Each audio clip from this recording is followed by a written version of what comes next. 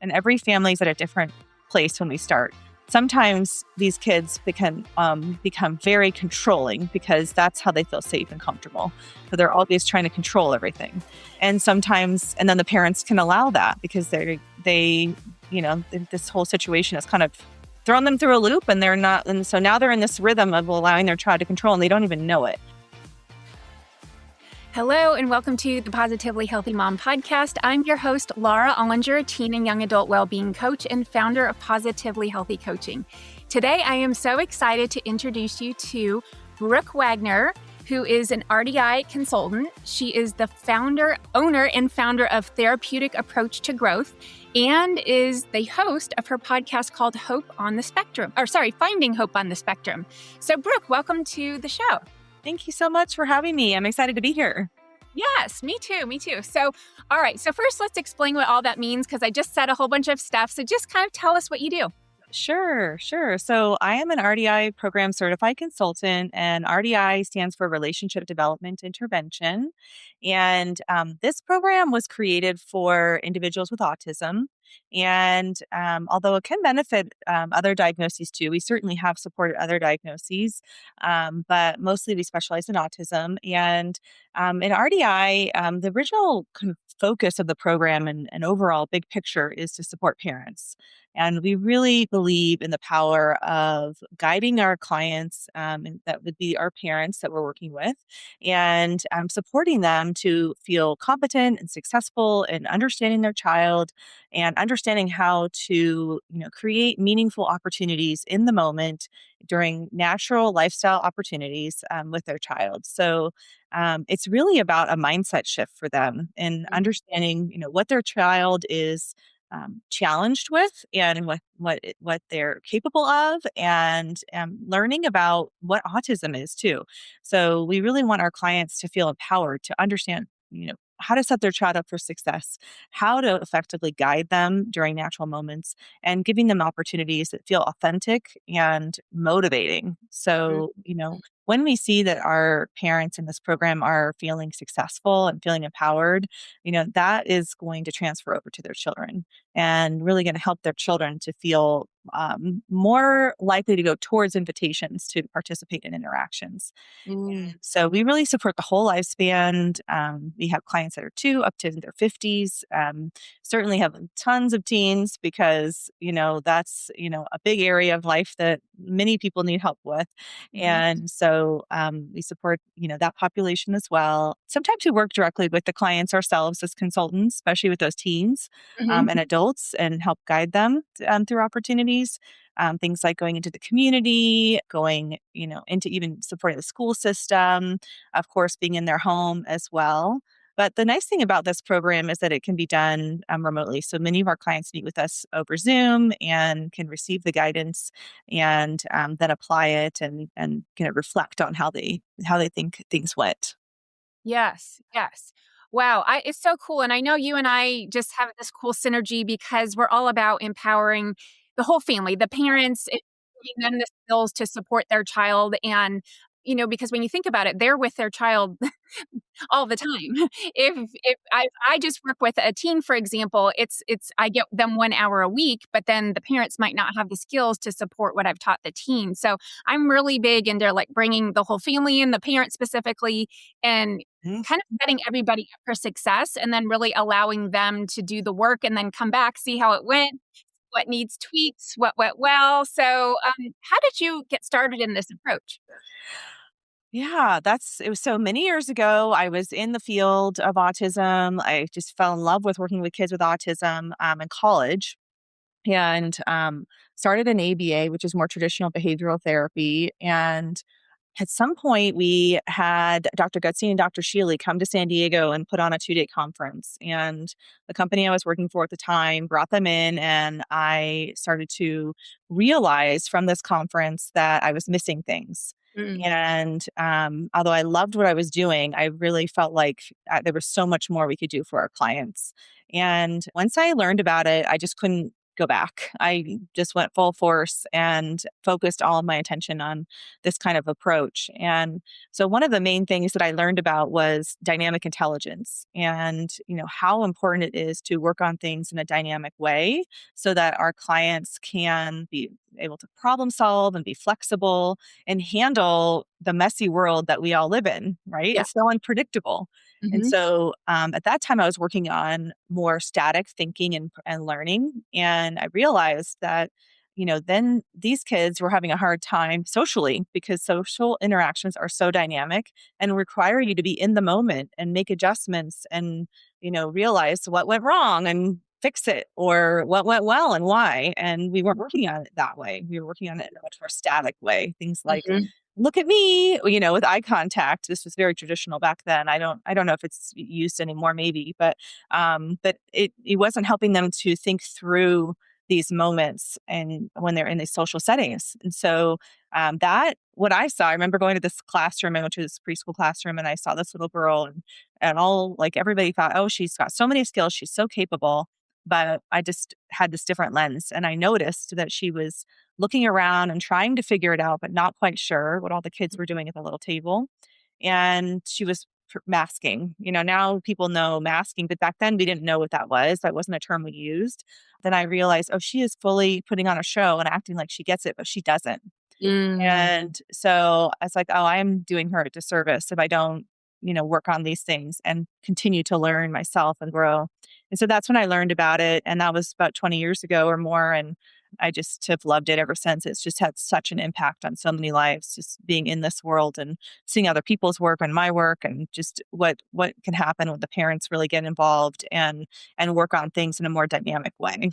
Mm, wow. I love that approach. Just kind of like seeing things through that different lens that, sometimes old school ways are great and sometimes they're missing something. And so it sounds like you were able to fill in that gap there with that. And so I would love to zoom in a little bit more because, as you know, my specialty is teenagers and young adults. And so walk us through an example of a family success story or kind of a typical client that you've seen an amazing transformation with. Yeah, I mean, so many. I can think about, teens. We've had teens at my practice, therapeutic approach to growth, that hit major milestones. What we're looking for is quality of life markers. We want our clients to have a high quality of life. So when you look at, what is quality of life for people in general, most people will say meaningful employment, having significant others. We know that having meaningful relationships is a huge factor for happiness in life. Through research, has been proven that we all need to be within community and we need to have meaningful relationships where we feel valued. We feel like somebody values us and we value them and it's mutual. Mhm. And so that could be friendships, it could be parent child relationships, it could be significant others. And we have had the beauty of it is that we get to so close with our families that the parents stay in touch with us and they share future milestones that their children achieve. So we have had so many clients, those teens that we've worked with. Sometimes they're, a little bit younger, like 10 when they start, and then we help them through that whole teenage experience, which is complicated and hard for everybody, Yeah.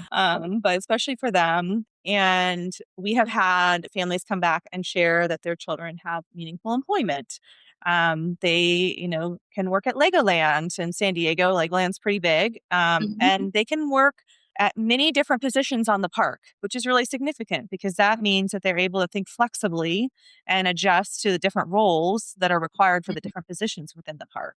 And these are Mhm. kids that we know were really static and really rigid in their thinking. Mm. So that is a big deal that you get to that level where you can receive guidance from a mentor at the park and learn the skills needed for each of the different positions. Mhm.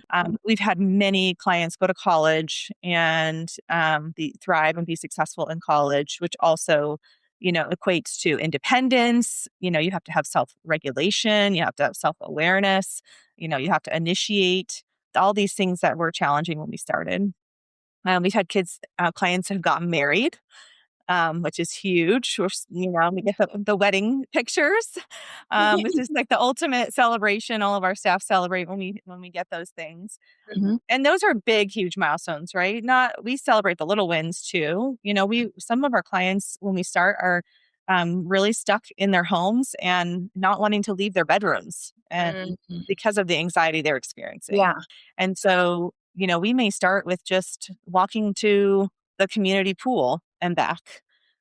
Just taking a walk. That's a big Mhm. win sometimes. Mhm. We can't underestimate how challenging those little things can be for our clients Right. and how powerful they can be. Yes. And so, we really just want to focus on what is just the next level of challenge that they can be competent and successful with. Mhm. And that we can then give them feedback on very specific feedback about what was successful and more importantly, why was it a success? Mhm. And then expand it from there. And just slowly over time, all these little wins lead to changes in how they think about things, changes in how they process things, a better sense of self, a better self identity of who they are as a competent person. Because it's one thing for another person to feel that way about you, but if you then start to feel that way about yourself and you feel like you can handle things and you are a person that can respond to challenge and be flexible, then you're going to be more likely to go towards opportunity when it's presented to you in the future. Mm. And so it's a really, sometimes we say it's a marathon, not a sprint. We want to say it's a slow process, but if you continue to stay on the path, you will achieve success. No matter what, it will happen. It just in their own time and whatever their own potential is to reach. We just want them to reach their potential. Mm. I was thinking it might be helpful. Not everybody totally understands autism, like what it is, what the spectrum is, like what the different levels are. I was thinking maybe it would be helpful too if we talked about that. So tell us what it is and what it isn't, because I know so many people have these misconceptions. And I find, I've worked with many clients on the spectrum as well. And I find, not their families, but like that just in general, the public is not really fully aware of what it is. So I'd love to hear your feedback on that. Sure. I think from my perspective, it is really, there are some core challenge areas that many experience. But it's so important to mention that, every individual with autism is so different. So every program has to be highly individualized for that person and based on their life experience, based on their family values. So that's important to mention.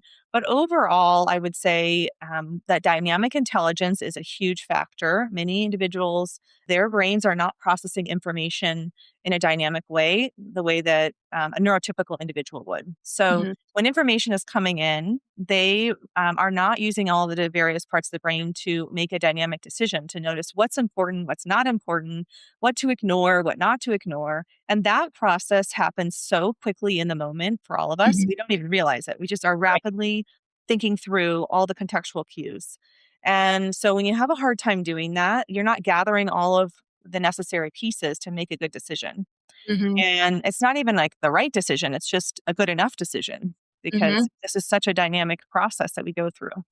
So, that neural integration is a huge breakdown. And we've been able to see that through MRI studies that individuals oftentimes have a stronger pathway to certain parts of the brain, but they lack the integration. So, that's why it's really incredibly important to work on. Mhm. So, I would say dynamic intelligence is a big area that is a challenge for many that can be worked on. That's going to lead to also not necessarily processing those nonverbal cues. And so, that's why you see a lot of eye contact avoidance, or none at all. And if you're not able to process those nonverbal channels, so gestures, facial expressions, body orientation, even prosody, which is how we emphasize things. If we bring attention to certain things as we say it, or we look surprised at something, something like a car crash happens, and we're like, like that means something. That sound means something. Mhm. So if you're not, that's about 60 to 80% of our communication. And if you're Mhm. not able to reference those nonverbal cues, so noticing them and then processing in them for meaning, then you're missing out a lot on what's going on in your environment and the communication. So I'd say Mm. they oftentimes have a very hard time processing nonverbal cues. But again, not all, but many do. Yeah. Um, Also memory, because if you're not processing things in a dynamic way, you're not going to encode those experiences the way that you should. So we Mhm. see a lot of challenges with episodic memory. And that is the type of memory that has emotion, some kind of emotion component. You also remember the pieces of the experience, like the semantics of it, but then you also understand what you learned from the moment. Like, oh, that didn't feel good. I'm not going to do that again. When I said that, Mhm. that really offended the person. Yeah. Or I jumped in line and that guy did not like that I jumped in line. I am not going to do that again. That Yeah. that kind of memory is often lacking. So it's because their memory is so strong and static, it kind of can overtake it. And so it can Mhm. feel very black and white in their thinking. And Mhm. so I would say, and then of course, emotionally connecting, understanding perspectives is a big one. So Mhm. being able to understand your partner's perspective and understand why their perspective is what it is based on who they are and what you know of them and your own perspective, and being able to connect on an emotional level, that emotional attunement. Mhm. So that is another area that can be really challenging for individuals. And so, of course, when you feel such a high level of uncertainty in these areas, these are really complex things that we do as Yes. neurotypical individuals, and you don't feel successful doing them, then you are going to shut down. Right. You're going to be anxious. You're going to shut down. You're not going to want to go towards those opportunities. And Mhm. it's not for a lack of not wanting to. Like they want, of course, they want to have meaningful relationships and they want to feel successful, but they don't feel successful as anybody would do, right? We would shut down. Right. If there's something we feel like we're feeling at over and over, we're not going to go towards that. Mhm. I'd be like, I'm done. This is Right. way more comfortable being over here than keep trying this thing that makes me feel so uncertain. Mhm. And so when you can have that lens, then you can work on those things rather than working on the behaviors. Mm. The behaviors are just a symptom of all that uncertainty. Right. So if you can work on those things, then you can really, support them to feel successful and competent. Mhm. Then the behaviors start to dissipate. You know, Mhm. Mhm. working with kids have behaviors that's different than what I'm talking about. The behaviors that are in response to such a high level of uncertainty that they're experiencing. Mm. Hi, everyone. Just a quick pause before we get back to the episode. I'm so glad you're here. A lot of you know me as someone who helps teens feel more confident and less overwhelmed. But I also support parents who are trying to navigate all this with more calm, clarity, and connection. My work includes teen and young adult coaching, parent coaching, and support for the parent teen relationship.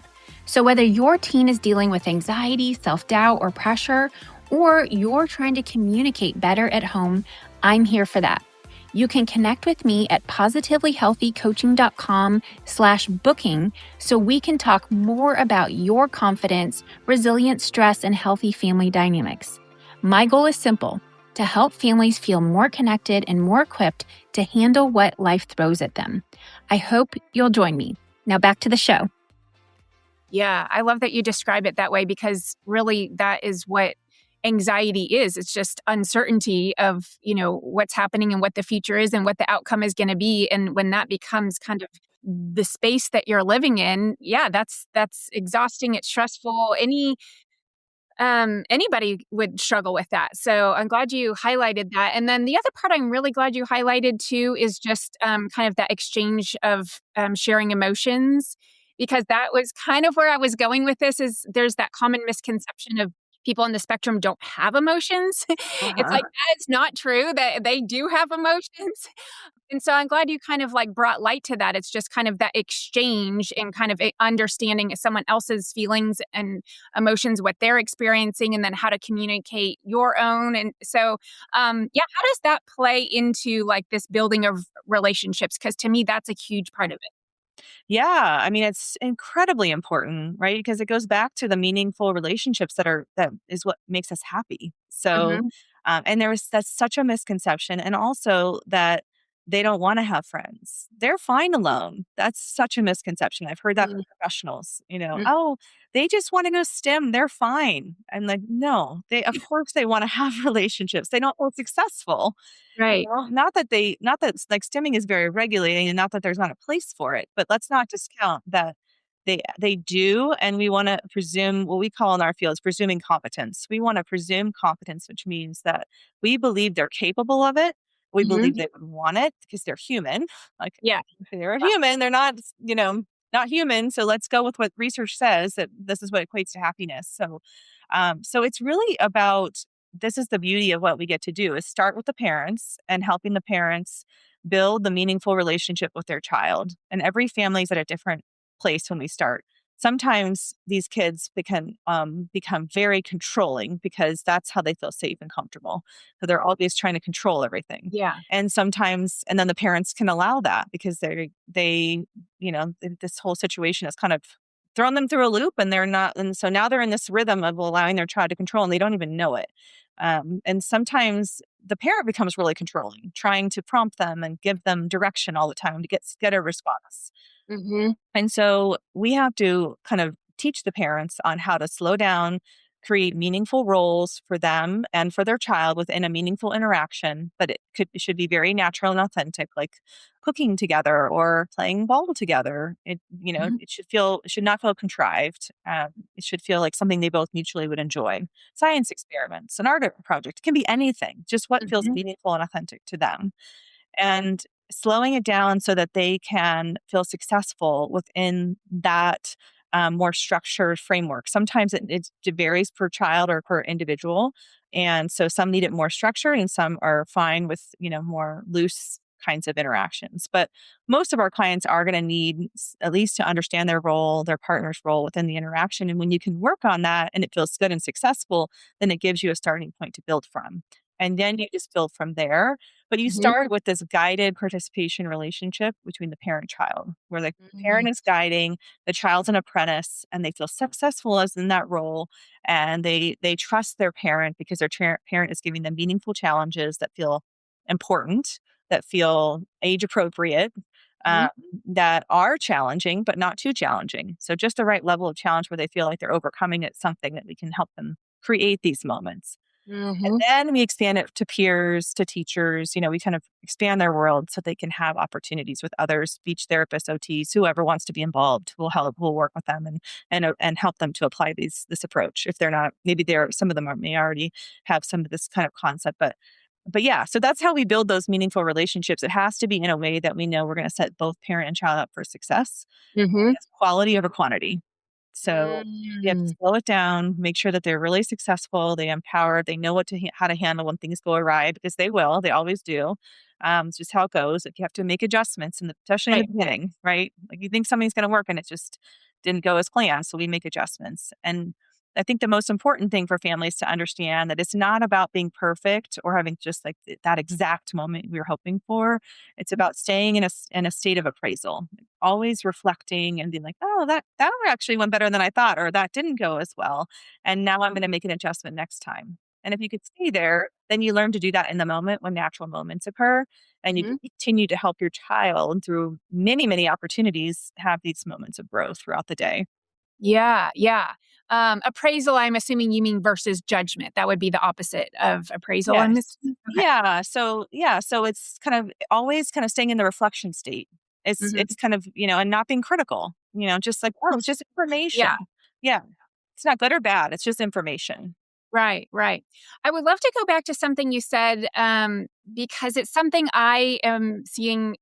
I work with the families a lot when things get lopsided where there's not there's kind of some leadership lacking within the parents and, through no fault of their own, they just hadn't learned that skill yet. And so what happens is the family goes sideways and then suddenly it's because I work with teenage families, the teenager is then the one kind of ruling the roost because their emotional outbursts or their shutdowns or their whatever, that's then controlling the family. So then everybody's tiptoeing around so they don't trigger the teenager. And so then it's just like part of what I do is help like right the ship and get the leadership back where it needs to be because the teenager there's like a void or I always say there it's going to like fill a vacuum. Like if there's a void, somebody's going to get in charge, right? And Yeah. it's like reminds me of like this like just like like a vacuum cleaner. Like something's going to get sucked up, and so usually when that team doesn't feel safe, they're the ones that go to the top. So when we right the ship, I loved what you said, and I wanted to pull this part out is where the parents don't need to control either. Nobody needs to control anybody, like, right? It's not about control. I always say it's about collaboration, not control.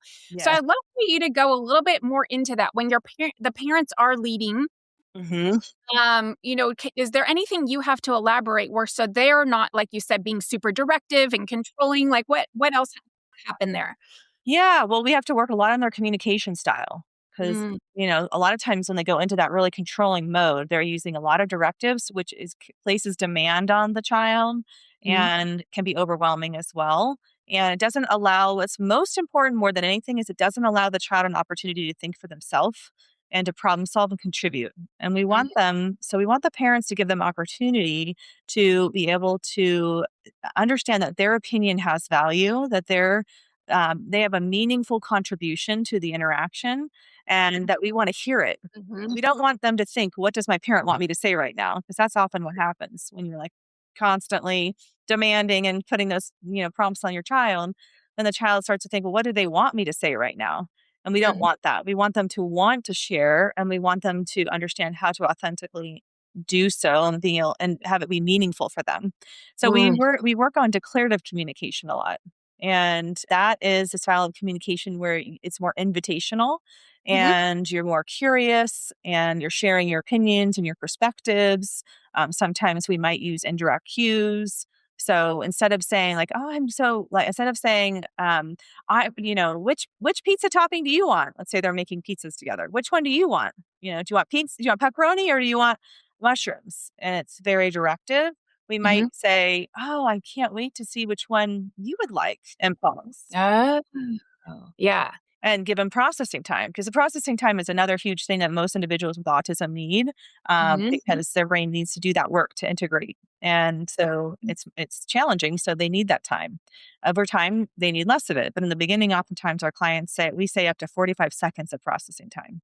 mhm, So we mhm, might say that, and then we might pause for an extended period of time, again, presuming competence that they are going to be able to process it and they are going to be able to contribute. They might point to it, they might share it, they might look at something. There's lots of different ways they can communicate, mhm, mhm. and then we can follow up. I love hearing what you had to share. I didn't know which one you were going to share, and I'm so excited to hear that you want the pepperoni. I didn't know which one you'd want. Then you're sharing your Mm, perspective, but you're also sharing the value of the contribution because it feels yes. good to me to hear your ideas and you're in meaningful relationship with me. And so you're important. Your opinion matters. It's a value to me. I love that just because it's so open and so broad, and then that's kind of just like it seems like a easier dialogue, a back and forth dialogue because there's not like a right and wrong, it's just Yeah. whatever is great, thanks for sharing, and now I share, right? Like, it just feels really collaborative. I really think Yeah. that's such a beautiful approach. Yeah. It feels good. When we feel of value and we feel like our opinion matters to another person and they appreciate that, it feels good. And that Mm. leads to more internal motivation to want to do it more. Yeah, yeah. Well, Brooke, I know for just absolute fact this is just the tip of the iceberg. You have so much to share, and so, let's just refresh. How can people find you and, share the name of your podcast again? Sure. Yeah. So you can find me at tag for FOR growth, growth.com. So that's Therapeutic Approach to Growth's website. And that's the best way to reach out. We have complimentary presentations if families want to learn more about RDI. They're live, they're small, so you can ask your questions and get real answers right then and there. You can see videos of families sharing video, practicing this approach as well. And then also the website for the podcast is findinghopeonthespectrum.com. Super easy on there. There's links to the podcast. We also are on Instagram, and those are all linked on that website and Facebook. And Therapeutic Approach to Growth is mostly on Facebook, I would say. Pretty simple. Just search the name of the business and you'll find it. Okay. Well, Brooke, thank you so much for taking the time. This was just like a fascinating conversation. I love it. So thank you for sharing your knowledge with us. Thank you so much for having me. It was wonderful. All right. Bye. When you get a chance, please go to the show notes and click on the link ratethispodcast.com/tphmom to give my podcast a rating and review. And if this episode resonates with you, be sure to share it with your mom friends who are going through the same things. Be sure to tune in for next week's conversation. Until then, keep up the good work.